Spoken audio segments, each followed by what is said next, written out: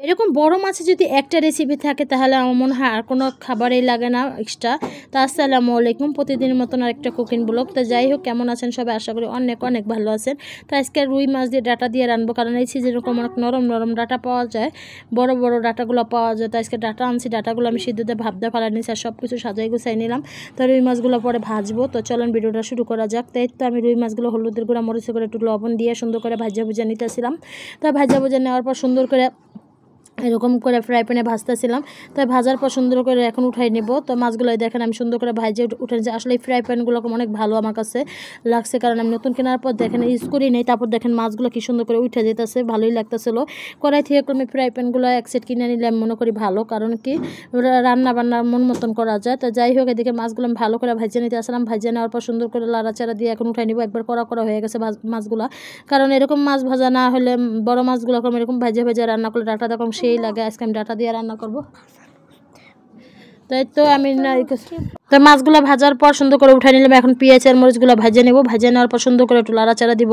তাই তো পেঁয়াজ মরিচগুলো ভালো করে ভাজতেছিলাম। ভাজার পরে সুন্দর করে একটু ব্রাউন কালার করে নিব। ব্রাউন কালার করার পর সুন্দর করে দেখেন এখন হলুদ গুঁড়া মরিচ গুঁড়া লবণে ফাঁকে একটু পানি দিয়ে দিব। সব একসাথে মিক্স করে মশলাগুলো আমি সাজাইছিলাম, তো এগুলো এখন সব একসাথে দিব। একসাথে দেওয়ার পর সুন্দর করে লাড়াচাড়া দিব। তো লাড়াচাড়া দেওয়ার পর ভালো করে কষাই নিব। দেখেন তেলের ভিতরে ভালো করে ভাজাভাজি করে নিব। তো ভাজাভাজি করে নেওয়ার পর সুন্দর করে লাড়াচাড়া দিব। তো এরকম তেল আসলে একটু টমেটো দিয়ে দেবো। টমেটো দেওয়ার পর ডাটাগুলো দিয়ে দেব। তো ডাটাগুলো দিয়ে দেবো এখন। তো ডাটা দেওয়ার পর সুন্দর করে একটু লাড়াচাড়া দিব, ডাটার সাথে মিক্স করে দিব মশলাটা। তো ডাটাগুলোর সাথে একবার মিক্স করে নিচ্ছি। তো এখন মিক্স করার পর ভালো করে একটু কষাই নিব। ডাটা যদি একটু পানি থাকে এরকম করে ভালো করে কষাই নিব। কষাই নেওয়ার পর সুন্দর করে লাড়াচাড়া দিব। ডাটা দেখুন রুই মাছটা একবার বেশ জমে যাবে। আজকের খাবারটা একরকম রেসিপি হলেই হয়ে যায়, বাট অন্য কিছু লাগে না করলাম। এরকম একটা মজাদার রেসিপি হলে আর কিছু লাগে না, একবার মায়ের মতো রান্না করলাম আজকে। তো এখন তরকারিটা বলক আসলে এখন মাছগুলো দিয়ে দিব। মাছগুলো ভালো করে সাজাই গুছিয়ে দিতেছি। দেখেন তরকারিটা কালারও কি সুন্দর আসছে, মাশাআল্লাহ, খেতে বেশ মজা হবে।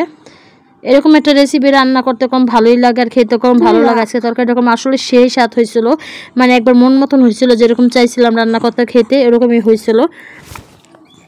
তো হওয়ার পরে দেখেন আমি মাছগুলো উল্টে পাল্টা দিচ্ছিলাম, যেহেতু কড়া করে মাছ ভাজা, ওই পাশে উল্টে পাল্টা দিচ্ছিলাম। এখন ধনিয়াপাতা দিয়ে নামাই নিব। তো ধনিয়াপাতা দিয়েছি, ধনিয়াপাতা দিয়ে এখন নামাই নিব। তরকারিটা একবার পারফেক্ট একটা তরকারি হয়েছে। দেখেন কালারটা কত সুন্দর আসছে, মাশাআল্লাহ, দিলে খেতেও বেশ মজা হয়েছে। এরকম রুই মাছ যদি একটা ডাটা দিয়ে দুইটা ডাটা দিয়ে রান্না করতে পারেন তাহলে আর কোনো তরকারি লাগে না। তো ভিডিওটা কেমন হচ্ছে অবশ্যই কমেন্টে জানাবেন। তো সবাই ভালো থাকবেন, সুস্থ থাকবেন।